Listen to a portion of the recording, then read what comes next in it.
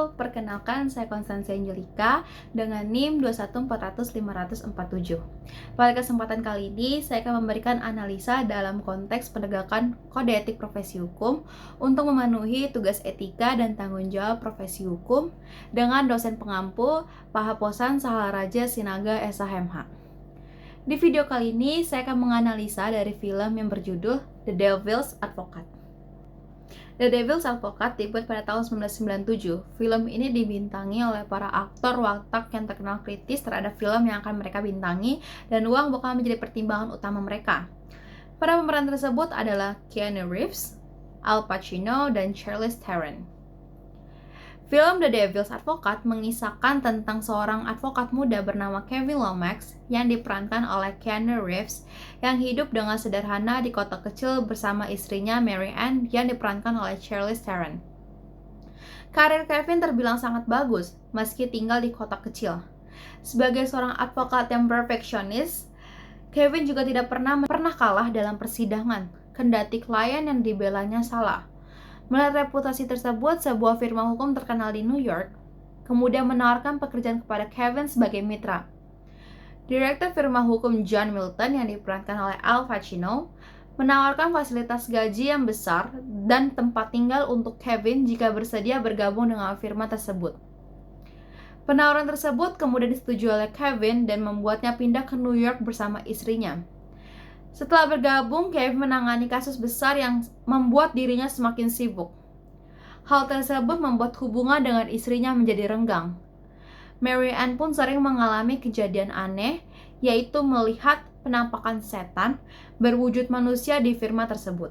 Istri Kevin yang merasa janggal dengan firma tersebut lantas meminta Kevin pindah ke kota asal mereka. Namun, Kevin menolak saran tersebut dan bersikukuh untuk tetap tinggal di New York. Film ini kemudian mencapai klimaks saat Mary Ann mengalami luka-luka di gereja sesudah Kevin menjalani persidangan. Mary mengatakan bahwa Milton telah memperkosa dan memukulinya dengan brutal.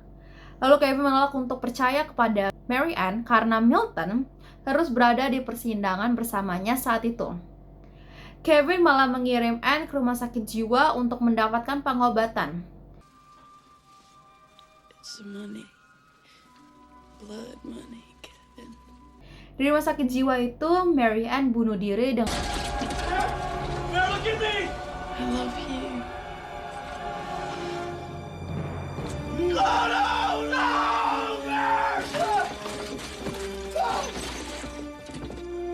Kejadian tersebut, Alice, ibu dari Kevin, mengakui bahwa Milton adalah ayah kandungnya. Merasa marah dan terluka, Kevin lalu mengkonfrontasi cerita ibunya kepada Milton. Direktur firma itu mengakui perbuatannya kepada Mary Ann, sekaligus mengakui bahwa ia adalah setan. Film dengan tema horor berbalut hukum ini dengan cerdas menyentil sikap egois manusia yang terkadang mengabaikan kebenaran demi kepentingan diri sendiri. Terutama dialog di akhir film The Devil's Advocate yang diucapkan oleh Milton yang diperankan oleh Al Pacino yang disampaikan kepada Kevin menjadi kalimat yang sulit untuk dilupakan. Vanity. Definitely my favorite sin.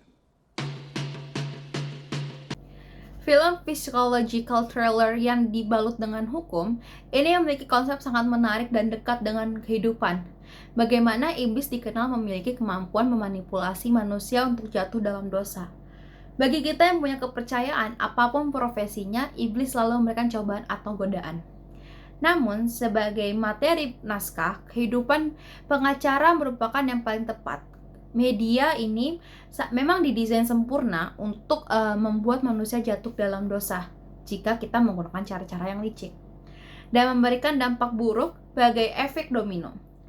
Dan itulah objektif iblis membuat manusia jatuh dalam dosa sekaligus menyebarkan kesengsaraan bagi orang lain. Deskripsi tersebut merupakan gambaran dari naskah The Devil's Advocate yang menarik. Sekalipun ada sentuhan fantasi dalam film ini, ada banyak hal yang sangat relevan dalam kehidupan. Bahkan, dalam skenario terburuknya, semuanya merupakan kenyataan bagaimana manusia mampu mengambil keputusan yang salah untuk mengikuti ambisi pribadi atau menyelamatkan diri dari konsekuensi dosa. Film ini memiliki plot linear yang mudah diikuti, namun mengandung berbagai agenda yang menarik untuk disimak dan dianalisa. Melalui perspektif Kevin Lomax, kita bisa melihat perbandingan antara karir yang semakin melonjak dengan seberapa besar harga yang harus ia bayar. Devil's Advocate adalah seorang yang mengambil posisi berlawanan dengan argumen orang lain. Bukan karena tak setuju dengan argumen itu, melainkan hanya ingin menguji keabsahan atau validasi argumen tersebut.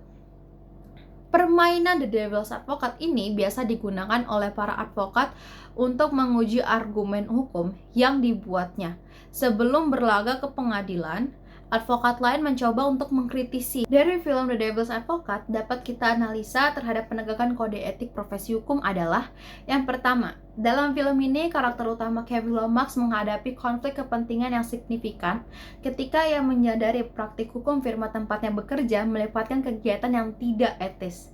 Sebagai seorang pengacara, ia memiliki tanggung jawab untuk mematuhi kode etik dan menjaga integritasnya. Dalam hal ini, film ini menggambarkan betapa pentingnya seorang pengacara untuk tidak terjebak dalam konflik kepentingan yang dapat mengorbankan keadilan, yang dimana sesuai dengan dalam Undang-Undang Nomor 18 Tahun 2003 tentang advokat, tindakan advokat menolak membela perkara kliennya termasuk ke dalam pelanggaran kode etik sumpah seorang advokat. Nah, kita lihat dalam pasal 4 ayat 2 Undang-Undang Advokat. Salah satu sumpah atau janji yang diucapkan oleh advokat adalah bahwa saya tidak akan menolak untuk melakukan pembelaan atau memberi jasa hukum di dalam suatu perkara yang menurut hemat saya merupakan bagian dari tanggung jawab profesi saya sebagai seorang advokat. Yang kedua, seorang pengacara memiliki kewajiban untuk menjaga kerahasiaan dan privasi dari klien. Dalam film ini terdapat beberapa adegan di mana karakter Kevin Lomax mengungkapkan informasi yang mungkin melanggar privasi klien. Hal ini dapat menimbulkan pertanyaan mengenai pengabaian kewajiban profesionalnya sebagai seorang pengacara. Yang ketiga, film ini menggambarkan praktik hukum yang agresif dan manipulatif dalam rangka menangkan kasus, sementara strategi ini mungkin umum dalam dunia hukum. Beberapa tindakan yang ditampilkan dalam film ini dapat dilihat sebagai melanggar etik profesional, seperti menyembunyikan bukti, memanipulasi saksi, atau menyesatkan pengadilan.